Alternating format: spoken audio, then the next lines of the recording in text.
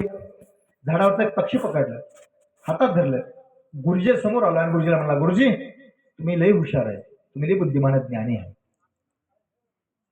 तुम्ही खूप खूप खूप खूप प्रतिभावंत आहात, माझ्या प्रश्नाचं उत्तर देता का?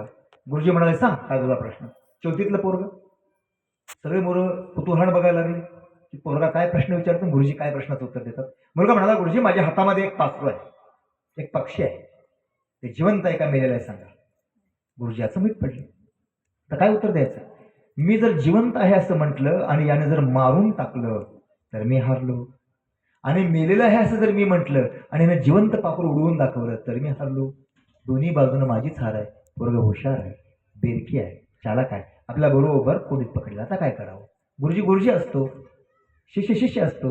गुरुजीने विचार केला, अरे बाळा, तुझ्या हातामध्ये जो पक्षी आहे तो मेलेला आहे का जिवंत आहे मला माहित नाही, मला सांगता येणार नाही, परंतु एक गोष्ट 100% प्रामाणिकपणे अंतकरणपूर्वक विवेकानं सांगतो की तुझ्या हातामध्ये असलेला पक्षी जिवंत ठेवायचा आहे की त्याला मारायचा आहे, हे मात्र फक्त आणि फक्त तुझ्या हातामध्ये, तू ठरव त्याचं काय करायचं. तसं माझं आयुष्य, माझं जीवन कुणाच्या हातामध्ये? आसाराम बापूच्या हातामध्ये, रामरायांच्या हातामध्ये, समाजाला लुटणाऱ्या धोपेश्वर महाराजच्या हातामध्ये, सत्यसाईबाबाच्या हातामध्ये होतं. आमचं